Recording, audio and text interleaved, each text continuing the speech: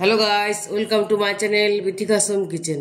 आज का আমার রেসিপি ফুলকপির রেজালা। তো চলো আমি তোমাদের দেখাবো কি কি উপকরণ আমি নিয়েছি। এখানে আমি নিয়েছি দেখো ফুলকপি এরকম ছোট ছোট করে কেটে মিডিয়াম সাইজে কেটে আমি নুন দিয়ে ভাপিয়ে রেখেছি।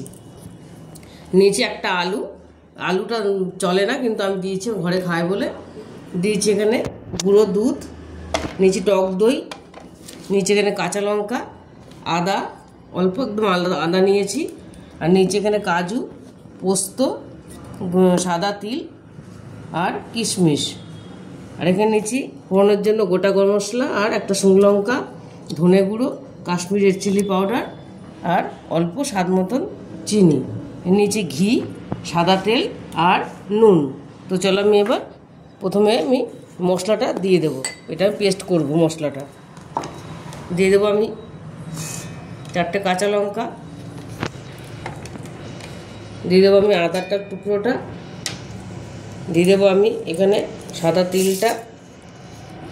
আমি শুকনো চাল মগজ দিলে দিতে পারো, আমি দিইনি, আমি সাদা তিল দিচ্ছি। তার বদলে দিয়ে দেবো কাজুটা, দিয়ে দেবো কিশমিশ আর দিয়ে দেবো এই গুঁড়ো দুধটা। এবার আমি এটার মধ্যে একটা জল দিয়ে এটা আমি পেস্ট করে নেব। দেখো এখানেও কড়াই বসিয়ে দিয়েছি, কড়াই গরম হয়ে গেছে। এবার আমি এর মধ্যে সাদা তেল দিয়ে দেবো। ফুলকপিটা ভাজার জন্য তেল দিয়ে দিলাম। ফুলকপিটা একদম হালকা করে ভাজবো, বেশি ভাজবো না, কিন্তু ভাপানো আছে, বেশি লাল করব না।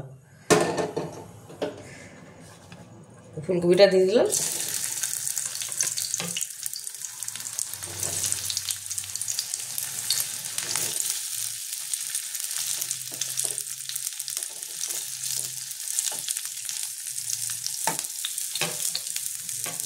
এই 4 পিস আলু আমি সেদ্ধ করে রেখেছিলাম, দেখো এটা আমার ভাপানো আছে, এটাও দিয়ে দিলাম।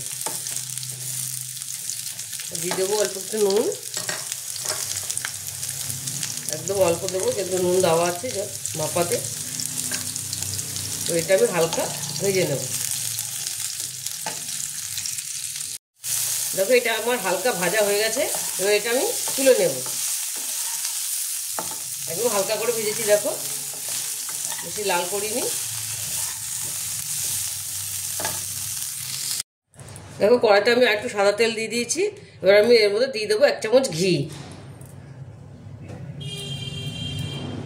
এটা দিলে ফ্লেভারটা খুব ভালো আসবে। দিয়ে দেবো আমি গোটা গরম মশলাটা, গোটা গরম মশলা, গোটা শুকনো লঙ্কাটা দিয়ে দিলাম।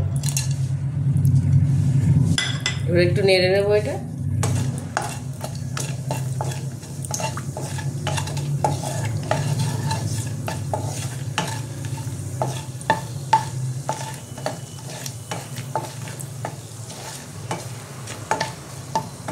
হালকা ভাজা হয়ে গেছে।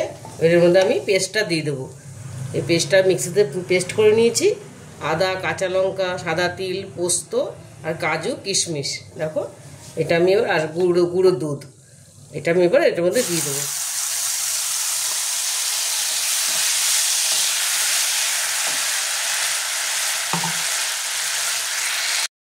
দেখো পেস্টটা আমি দিয়ে মিক্সি ধোয়া জলটা আমি একটু দিয়ে দিয়েছি, নাহলে মশলাটা পুড়ে যাবে।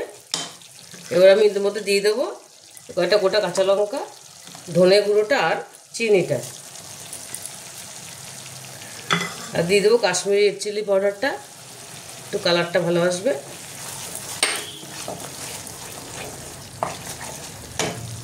আর দিয়ে দেবো আমি কয়েকটা আমি কিশমিশ রেখেছিলাম, এগুলো আমি গোটা দেবো,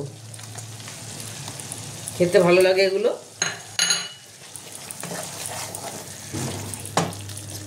দিয়ে দেবো গোলমরিচ গুঁড়ো, একটু টেস্টও আসবে, একটু ঝালও হবে। একটু গোটা গোলমরিচ গুঁড়ো দিয়ে দিলাম। আর দিয়ে দেবো এবার নুন। এবার আমি নুন দিয়ে দিলাম, পরিমাণ মতো নুন দিয়ে দিলাম।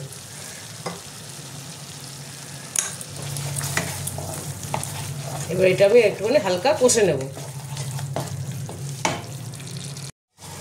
দেখো মশলাটা আমার মোটামুটি তেল ছেড়ে দিয়েছে। এর মধ্যে এবার আমি টক দইটা দিয়ে দেবো।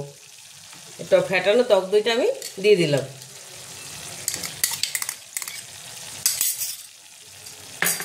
এবার এটা টক দইটা দিয়েও আমি একটু ভালো করে কষিয়ে নেব। দেখো কালারটা কি দারুণ এসছে।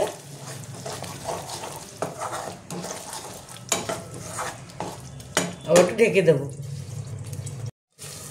দেখো মশলাটা আমার কিন্তু কষা হয়ে গেছে, দেখো পুরো তেল ছেড়ে দিয়েছে।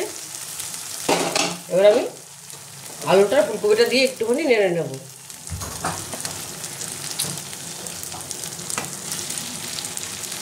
একটু নাড়বো, মিশিয়ে তারপরে আমি জলটা দেবো।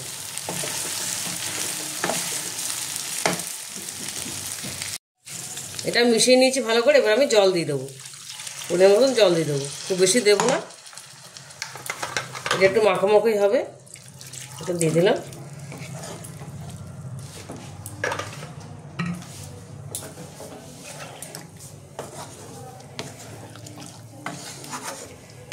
এটা দারুণ লাগে খেতে, পরোটা দিয়ে, লুচি দিয়ে, ফ্রাইড রাইস দিয়ে ভীষণই ভালো লাগে। আমি ঢাকনা দিয়ে একটুখানি ফুটিয়ে নেব। দেখো রেজালাটা আমার রেডি হয়ে গেছে। মোটামুটি গ্রেভিটা এরকমই রাখবো, খুব শুকাবো না, তাহলে ঠান্ডা হলে আর বেশি শুকিয়ে যাবে। আমি এরকমই গ্রেভিটা রাখবো। এবার দেখো আমি সামান্য একটু ঘি দিয়ে দেবো উপর দিয়ে, তখন ঘি দিয়ে দিলাম।